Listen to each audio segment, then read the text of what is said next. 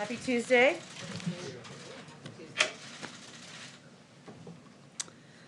All right, I have a couple of items for all of you at the top. A lot of you have asked, maybe not in this room, but in general, what's next? What are we focused on next? And the answer is the president is going to continue working on getting the American Rescue Plan passed. That is his top priority. He is traveling to Wisconsin later this evening, as you know, to have a conversation, engage with the American people about his plans to get the pandemic under control, to put people back to work, and Congress is continuing to do their job over the course of the coming weeks. We're looking forward to making progress. There's also news out this morning about a foreclosure moratorium extension. Some of you may have seen. The COVID crisis has triggered a housing affordability crisis with more than 10 million homeowners behind on mortgage payments and communities of color at even greater risk of eviction and foreclosure. Today, the administration is taking another step to bring urgent action, relief to the American families struggling to keep a roof over their heads. This is something the president talked about on day one. We talked about on day one, but today the Departments of Housing and Urban Development, Veterans Affairs, and Agriculture announced they will extend and expand the foreclosure relief programs, building on the steps President Biden spoke about a couple of weeks ago. These critical protections were due to expire in March, but as part of today's announcement, the foreclosure moratorium and the mortgage forbearance enrollment window will be extended through June 30th.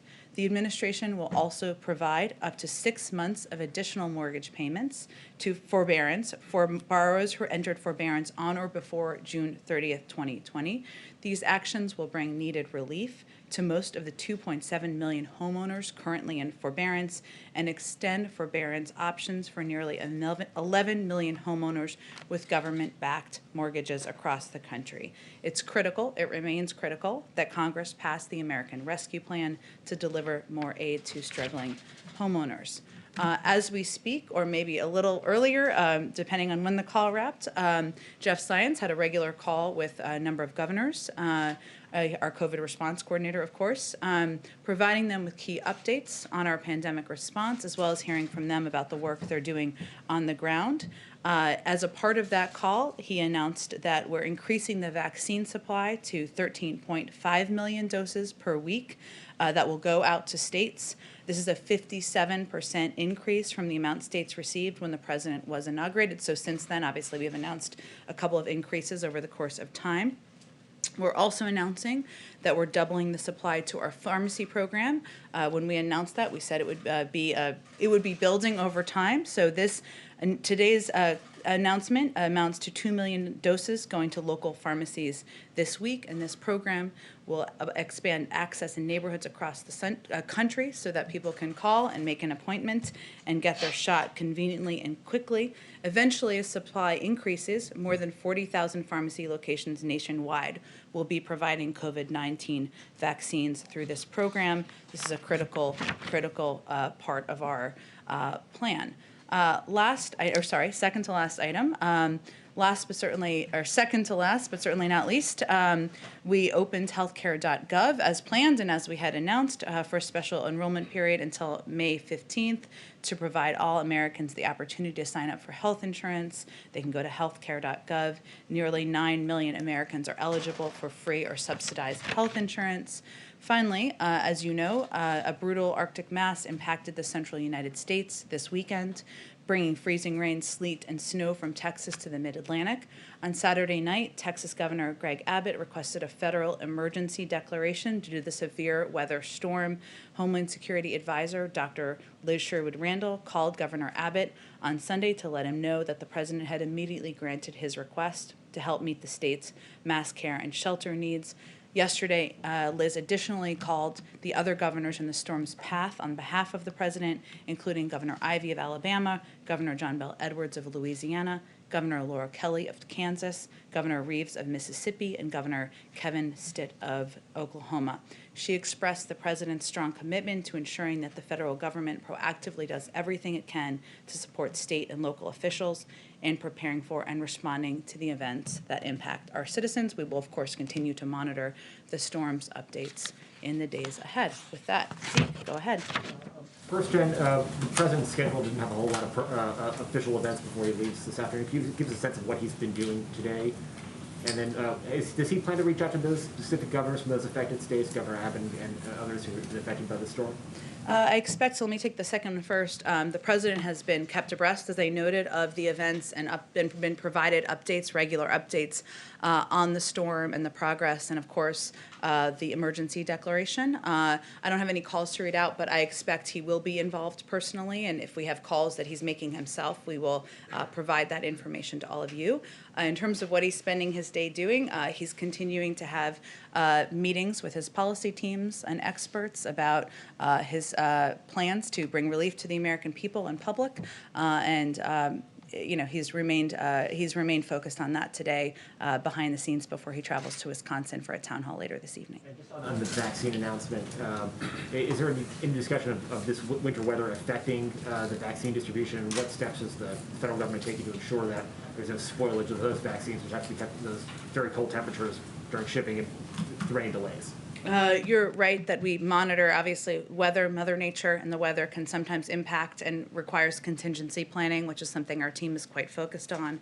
Our COVID-19 response team is also in close touch with state and local governments across the country. We're monitoring the situation in Texas very closely. Obviously, FEMA is running point on a number of the operational pieces, but while I don't have an update now, it's something we're very mindful of, and we contingency plan to ensure people are getting the doses they need at a appropriate timeline. On a different topic, Congressman Benny Thompson filed a civil suit against former President Trump. Part of what we expect to be a slew of civil suits against the former president and others involved in the January 6th insurrection. Does President Biden have any response to that, and does he support efforts like that to use the civil courts to hold President Trump accountable? He certainly supports the rights of individuals, members of Congress and otherwise, to take steps through the judicial process, but I don't think we have a further comment on it than that. Go ahead. Oh, sorry, Trevor, let me go to you, I promised. Go ahead. Just on foreign policy for you. First, there was a rocket attack in Iraq yesterday, and Iraqi officials have said that the group that took responsibility for that attack has ties to Iran. My question is, one, whether you've made that determination as well, and two, what kind of retaliation would be considered? Sure. Appreciate the question. We're still working through attribution with our Iraqi partners to determine precise attribution for this attack. Obviously, that's a priority. I will convey that we are outraged by last night's rocket attack in the Iraqi Kurdistan region. Initial reports indicate that the attacks killed one civilian contractor and injured several members of the coalition, including one American service member and several American contractors, and we offer our condolences to the loved ones of the civilian contractor killed. The Iraqi people have certainly suffered for far too long from this kind of violence and violation of their sovereignty. I will also note, and I think the State Department provided this update, but just for all of you, Secretary Blinken has reached out to the Kurdistan Regional Government Prime Minister Barzani, and Secretary Austin is speaking with his counterpart to offer assistance with the investigation and to help hold accountable those responsible for this attack, but we have not determined attribution at this point. And do you expect that there would be retaliation once that declaration is made? Well, as always, the President of the United States and the administration reserves the right to respond in the time and the manner of our choosing, but we'll wait for the attribution to be concluded first before we take any additional steps or obviously have any additional announcements. I will convey to you that obviously diplomacy is a priority with this administration and something that is front and center to our engagement with our global partners around the world. And certainly these calls are evidence of that, but that will always be a part of our strategy as well. And to the point of diplomacy, one thing that Germany has asked for is some relief as far as the Nord Stream 2 pipeline, and I'm just curious if you have an update on that, whether Biden will consider waiving the ability to do sanctions on companies related to that. Well, our position on Nord Stream 2 has been very clear, and it remains unchanged. President Biden has made clear that Nord Stream 2 is a bad deal. It's a bad deal because it divides Europe. It exposes Ukraine and Central Europe to Russia and Russian manipulation, and because it goes against Europe's own stated energy and security goals. We're continuing to monitor activity to complete or to certify the pipeline, and if such activity takes place, we'll make a determination of the applicability of sanctions. Importantly, sanctions are only one of among many important tools to ensure energy security, and we, of course, will do this all in partnership with our allies and partners, but our position has not changed on the deal. Go ahead. The president is changing gears this week, obviously looking beyond the Hill to get out and sell this plan to the American people. Is this a sign that he recognizes that he's not likely to get Republicans in Washington on board? He certainly wouldn't agree with that. I would say that the president's view of the package, well, one, I would say first, the president has not shifting gears. He has been focused every single day, even as others have not, which is understandable, on engaging with partners, stakeholders, people who agree with him, people who don't agree with him, on getting this package through.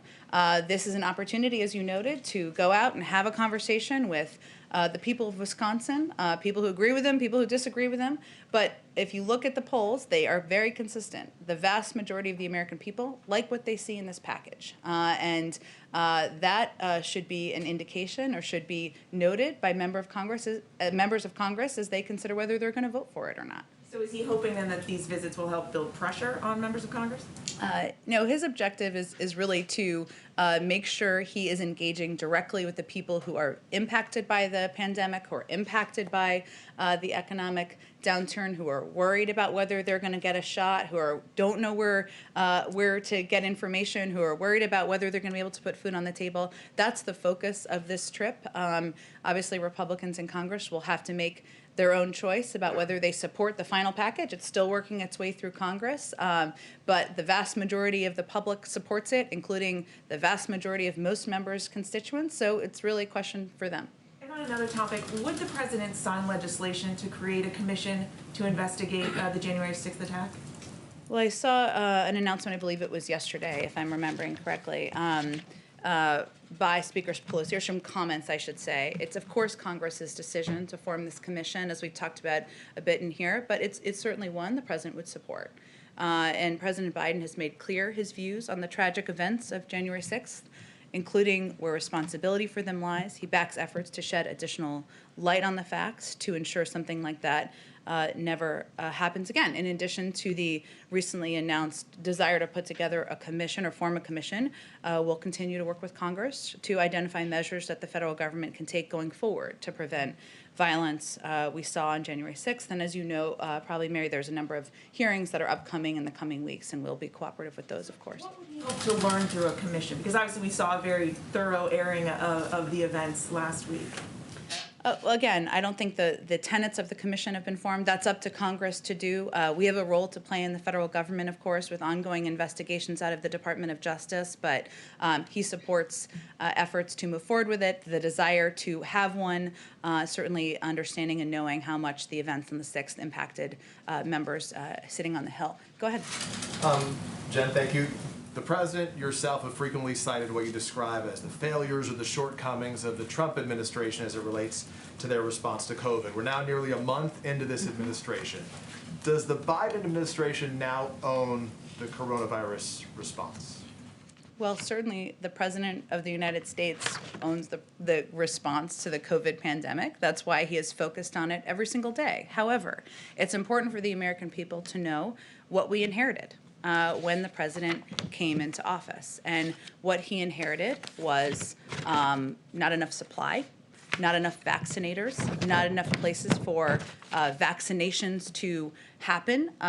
Communities had been left to fend for themselves. And so that's what he's been focused on and working on. But certainly, if he were standing here, he would say that's why it's the issue he wakes up every morning and is focused on, because addressing it is what's on the minds of the American people, and he's the president. It's his responsibility to focus on it. Let me ask you, if I can, I want to bounce around a little bit back to the impeachment trial that just wrapped up. You guys posted a statement late on Saturday where he said the final vote, though it didn't lead to a conviction, the substance of the charge, the president said, is not in dispute. Even those opposed to the conviction, he cited Mitch McConnell, believed that Donald Trump was guilty of a disgraceful dereliction of duty, practically and morally responsible for provoking the violence unleashed on the Capitol. So if he wasn't convicted through an impeachment trial via Congress, via the Senate, how should a president who commits acts that President Biden says are not in dispute be punished?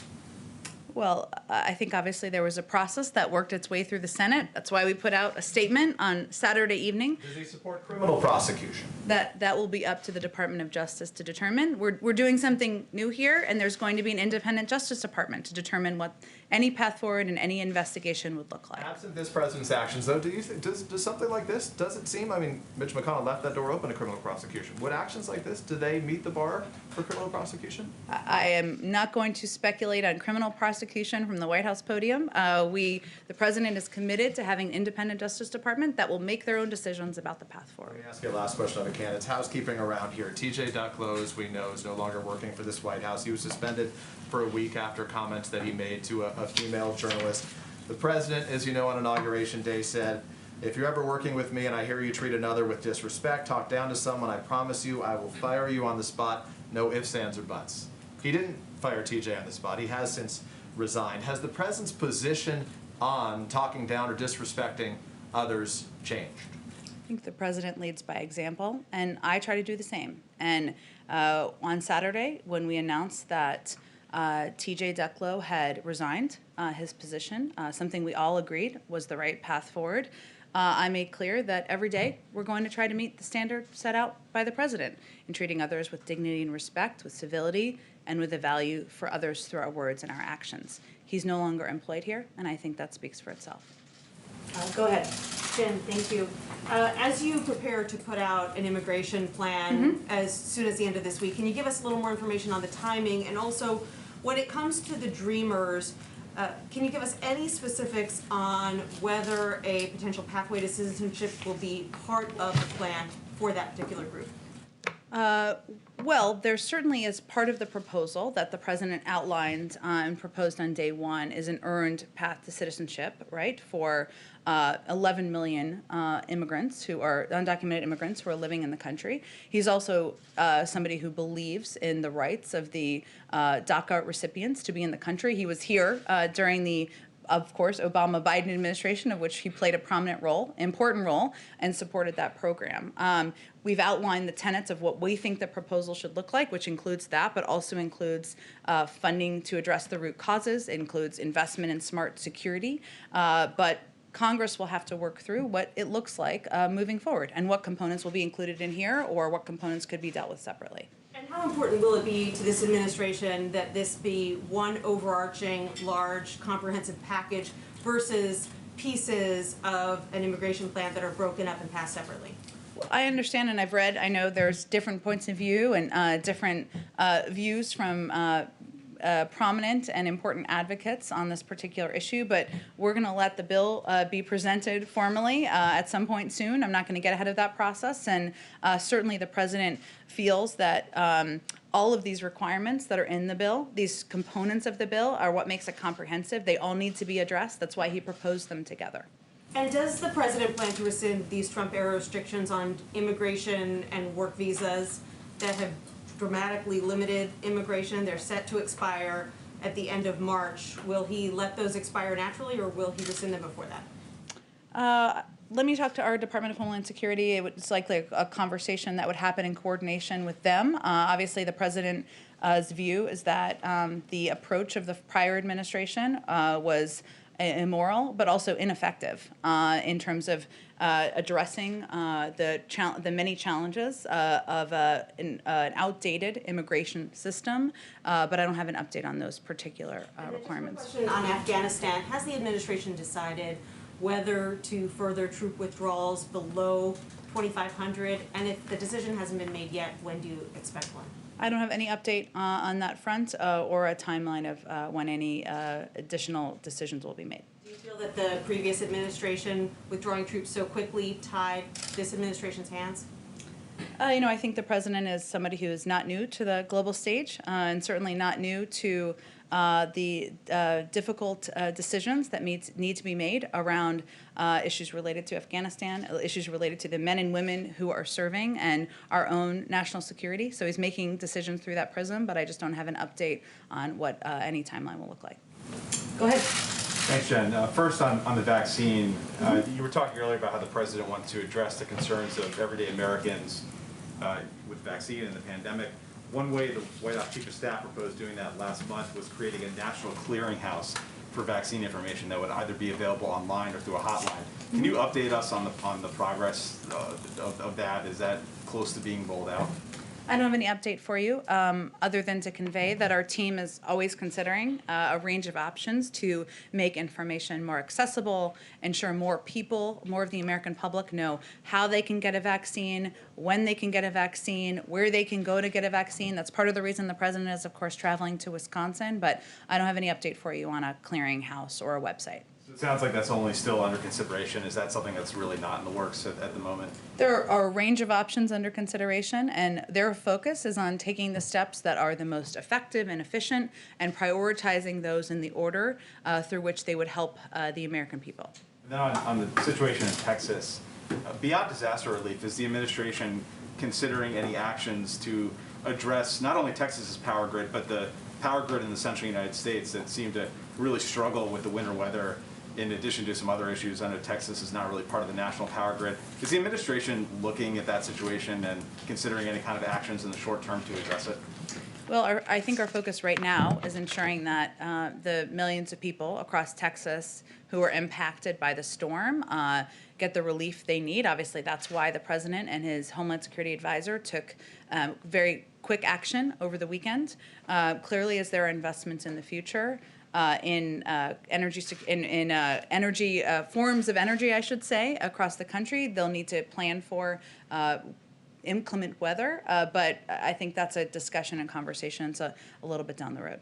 Well, the fact that the Texas grid is now part of the national system, was that alarming to anyone in the administration? I mean, would you prefer that there be a national grid that's all integrated? I would send you to the Department of Energy and others to answer that question. Go ahead. Thanks, Jen. Back on tonight's trip, is there any particular reason Wisconsin was chosen as the site of tonight's town hall? You don't like Wisconsin? No, I just. It's a little cold. I looked it up this morning, but I've been there, it's lovely, but is there any particular reason why? Is it Ron Johnson and trying to put pressure on him, or engage Democrats in a state the president just won? Why Wisconsin? well, Wisconsin is a state where clearly there are Democrats, Republicans, independents, as we saw from the final outcome of the vote in November, people who have different points of view on a range of issues. And it was a state that where people have been impacted by the pandemic, they've been impacted by the economic downturn, and the president felt that he could have a good conversation with people about the path forward, and also even people who disagree with him. So it was not more complicated than that. I want to ask you about the president's ambitions in terms of getting Congress to pass gun control measures. In a statement you issued over the weekend, the president said the time for action is now. You're asking Congress to do a lot of things now. What is your timetable for action on what the president calls common sense measures, and what's the realistic hope that you have that they'll pass both houses? Well, we haven't proposed a package at this point, so it's hard for me to make a prediction about its likelihood of passing. But I will say that the president is somebody throughout his career who has advocated for smart gun safety measures. He has not afraid of standing up to the NRA. He's done it multiple times and won on background checks and a range of issues. And it is a priority to him on a personal level. But I don't have a prediction for you or a preview for you on a timeline of a package, and certainly not what it would look like and how it would go through Congress. One more question for you. The colleague who sat in this chair last week asked you a question about whether this administration sees Saudi Arabia or Israel as allies for the United States. Your answer was interpreted by some as something other than yes, so I want to give you an opportunity to answer that question more directly now. Well, first let me say on Israel, I know there's been some questions about when the president will speak with Prime Minister Netanyahu, which was, I think, the root of that question, or how the question started. So let me first confirm for you that his first call with a leader in the region will be with Prime Minister Netanyahu. It will be soon. I don't have an exact day for you, but it is soon. Stay tuned. Israel is, of course, an ally. Israel is a country where we have an important strategic security relationship, and our team is fully engaged. Not at the head of state level quite yet, but very soon. But our team is fully engaged, having constant conversations at many levels with the Israelis. And on Saudi Arabia, I would say, we've made clear from the beginning that we're going to recalibrate our relationship with Saudi Arabia. And that President Biden, and one of the questions there was also, just to go back to the context of it, whether he would be speaking with MBS. And part of that is going back to engagement counterpart to counterpart. The president's counterpart is King Salman. And I expect at an appropriate time he would have a conversation with him. I don't have a prediction of the timeline on that, but I'll also say that we have Saudi Arabia is in a position where they are defending themselves from threats from the region. They have critical self-defense needs, and we will continue to work with them on those, even as we make clear areas where we have disagreements and where we have concerns. And that's certainly a shift from the approach of the prior administration. Okay, go ahead. Just following up on his question, does the president still plan to take executive action on gun violence? The president has a range of actions at his disposal. I think you were asking, Steve, about a legislative package, which I know, but he hasn't ruled out either of those options, of course, but I don't have anything to announce for you in terms of what the next steps would look like. If I could just follow up on Texas. Is there anything else the White House can do to administer immediate relief to the residents of Texas right now? Well, I think we are, our team, our national security team, and in part led by Dr. Liz Sherwood-Randall, who is our Homeland Security Advisor, a position I would note that did not exist in the prior administration, is in close contact, I should say, monitoring developments of the storm. The president is kept abreast of that as well, and we are engaged with them on what their needs are and what steps can be taken. Of course, declaring a federal disaster declaration ensures that you have access to national resources, and I think that was a step that was welcomed by the governor. Go ahead. I have a quick circle back question. You said a few weeks ago that the White House would check to see if it was technically possible to release the visitor logs from the Trump administration. Is there any answer on that? I actually did answer that question. So yes. What was the The answer was it exists in the National Archives, so they would have access, and you'd have to go to them for access to archives of their visitor logs from their period of time when President Trump was there. And then just, you said a gun package, TBD on timing, it's not in the works yet. In terms of what's next after the relief package, is the plan to still do a big Build Back Better bill next, or a more narrow infrastructure bill next? Do we know what's coming next? We're focused right now on getting the American Rescue Plan passed, but the president is committed to engaging with a range of stakeholders. Of course, he had the meeting last week with senators about infrastructure. It's one of the areas where there's opportunity to work together. I think most people wouldn't argue that our roads, our bridges, our streets need to be rebuilt, but there are a lot of different needs and policy objectives the president has. So we haven't yet determined what the next priority forward would be, but he is engaging with his policy teams, as Zeke asked earlier, what he did today, what he did over the weekend, and a lot of that is having those discussions internally and with stakeholders about what's next. Go ahead. Yeah, thanks, Jen. A couple of quick questions. Both Senators Joe Manchin and Kristen Sinema have both expressed some opposition to increasing the minimum wage as it's laid out currently in the proposal in the Senate. And I wondered, is President Biden open to, lengthening the period of time over which the minimum wage could be increased? So, for example, getting it to $15 by 2030. Is he open to potentially extending the timeline there to get more people on board?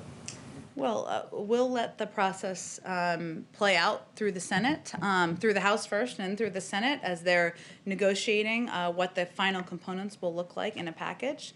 The president put an increase in the minimum wage in the initial package because he thinks it's important for American men and women who are have a full-time job, working hard, to have a decent wage, and he thinks it's a long past time to raise the minimum wage. But we'll let the process see itself through, and I'm not going to negotiate what he'd be open to and not from the podium. Just a couple other quick ones. One, I just wanted to clarify something.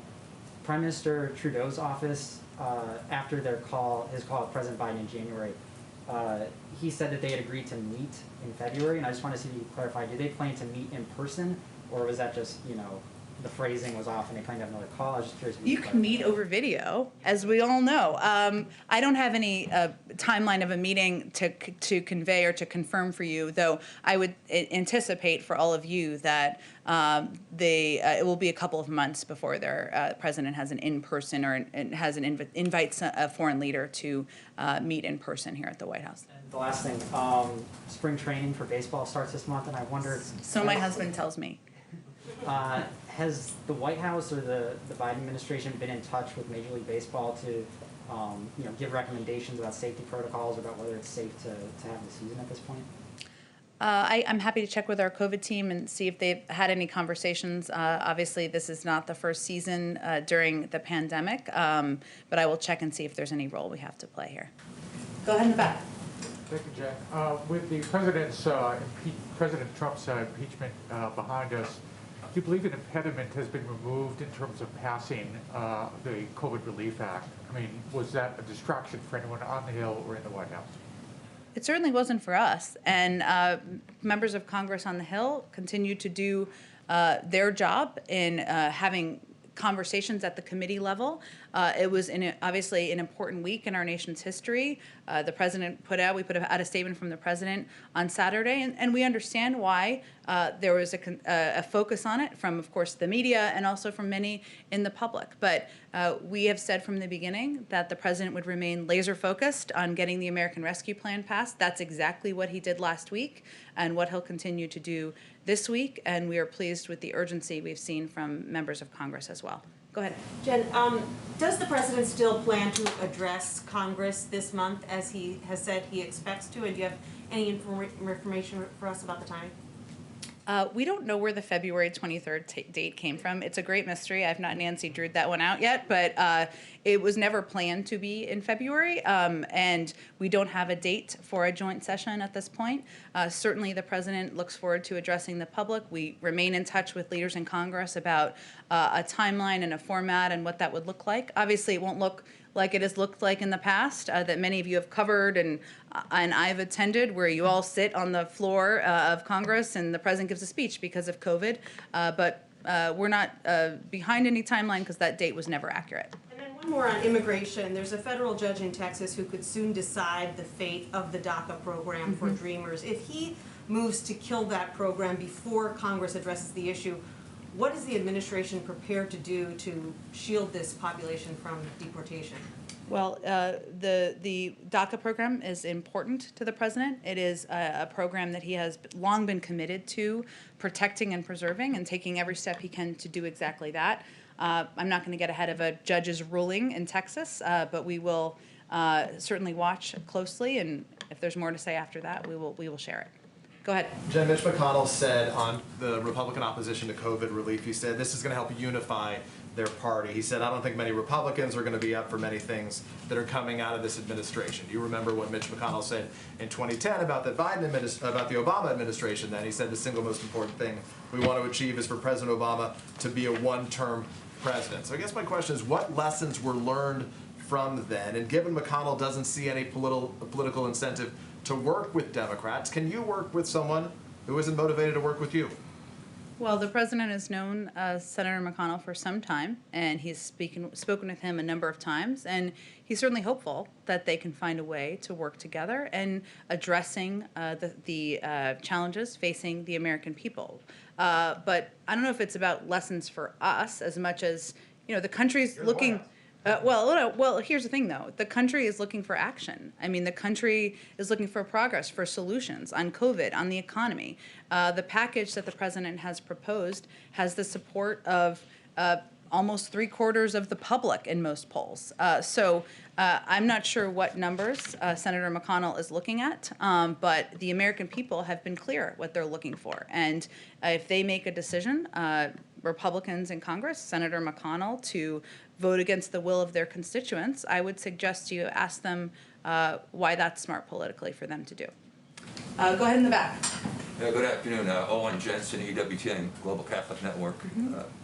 So regarding the American Rescue Plan, groups like pro-life groups, including the Susan B. Anthony list, very concerned that millions of U.S. taxpayer dollars will go to the abortion industry in violation of the Hyde Amendment.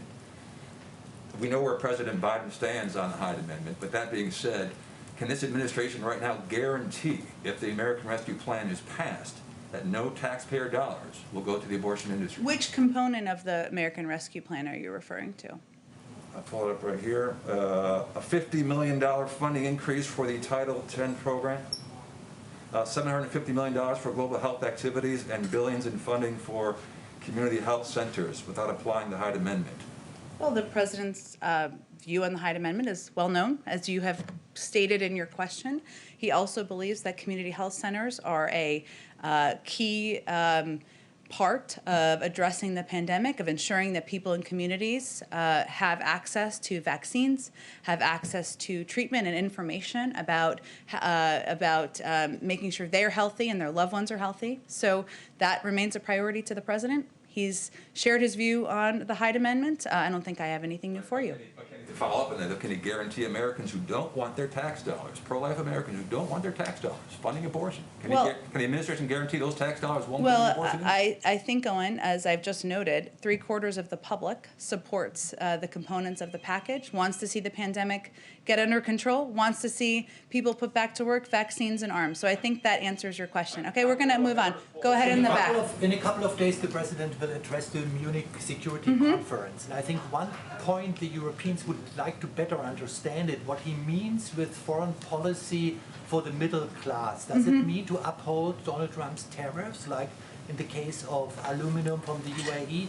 The Biden administration used the same reasoning as the Trump administration. I can assure you that this president is not looking to the last presidency as the model for his foreign policy moving forward. President Biden has been working in the global arena for decades, and what he means by foreign policy for the middle class is ensuring that our team working on economic issues, our team working on national security issues, our teams thinking about how policies impact the American people are talking, and that we make decisions and make policies through that prism. We are certainly reviewing a range of tariffs that have been put in place by the past administration. I don't have any updates on that for you, but what the president is speaking to is the importance of contemplating, integrating our domestic and national security teams and the policy making and the process that they go through, and his view that we are stronger globally if we take care of our house here at home. So that is part of his objective as well. Go ahead. Okay, thanks, Jen. When President Biden and Governor Andrew Cuomo met last week, did they speak about the delayed release of data on the COVID-19 deaths in nursing home in New York? The focus of the meeting was on the president providing an update on his plans to help get the pandemic under control, to discuss with them the American Rescue Plan, and in a large group meeting, have a discussion about what the challenges were that were facing governors and mayors. You heard some of the mayors come out here, so no, that was not a focus of their conversation or a topic. Another quick question. A lot of people, including Dr. Fauci, have said they felt side effects from the COVID vaccine. Did the president or vice president feel any side effects? I don't think I have any updates on that for you. They got their second vaccine several weeks ago, and they did that in public. But I can check if there's more of an update from any side effects weeks ago. And as the prep cooler, I have a question from a colleague. Sure, go ahead. Okay, thanks. This question is from Thomas Burr with News Nation. The president is flying to Michigan to tour the Pfizer plant and see the COVID vaccine. What is the administration doing now, almost a month into office, to increase vaccine availability, and how many White House staffers have been vaccinated? We provided an update maybe a week ago or so, and our focus is on being as transparent as possible with our efforts to vaccinate senior staff and other staff who are on the White House complex. We have a limited footprint as well here because every staffer is tested on a daily basis as well.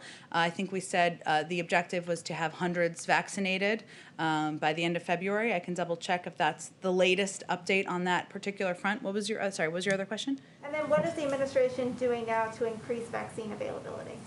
To the American public? Yes, now almost a month into the administration. Well, we're taking a couple of steps. One is we're increasing supply. Obviously, the president took the step of purchasing enough vaccines to ensure we have vaccines available to vaccinate every American by the end of July. We've also increased by 57% the vaccine supply that's going out to states. We've also taken steps to increase the number of vaccinators we have, people who can actually put those shots in arms. So that includes deploying members of the National Guard, taking steps including ensuring that retired nurses and doctors can be a part of the vaccination crew, that is vaccinator crew, I should say, that is putting shots in arms. So we've increased the number of vaccinators, and we've also increased the number of vaccination sites, partly by putting a plan in place to have several hundred community health centers where vaccinations can be distributed, working with states on mass vaccination centers, working with pharmacies, as I announced earlier in the briefing, I should say, to get vaccines in the hands of pharmacies, which 90% of the public lives within 5 miles of a pharmacy. So there are a number of steps, but our focus has been on those three components: increasing supply, vaccines, increasing vaccinators, the people who can put those vaccines in arms, and increasing vaccination locations so people know where to go. Go ahead. Sorry, just wanted a quick follow-up on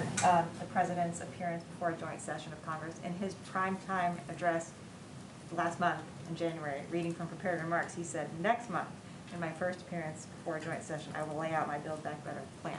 So it feels like he did say it was going to be in February. Well, what I was referring to is there was reporting on February 23rd, and I don't know where that date came from, which has never been inaccurate. So the February 23rd wasn't just an inaccurate date. No one's fault. It just was, and it created some confusion. So I was just trying to clarify it. Obviously, the president looks forward to speaking to a joint session. We just don't have a date yet for when that will be, and obviously it will look different because of COVID and because we want to be safe and project that safety and our responsibility of projecting that to the American public. There's no specific reason it was potentially delayed from what the president himself thought last month. There's not, and he conveyed, he is looking forward to providing more details on a jobs package and, next steps in his agenda, and he still is looking forward to doing that, and we just don't have a date yet to announce for all of you. Thank you, everybody. Have a good day. Thank you.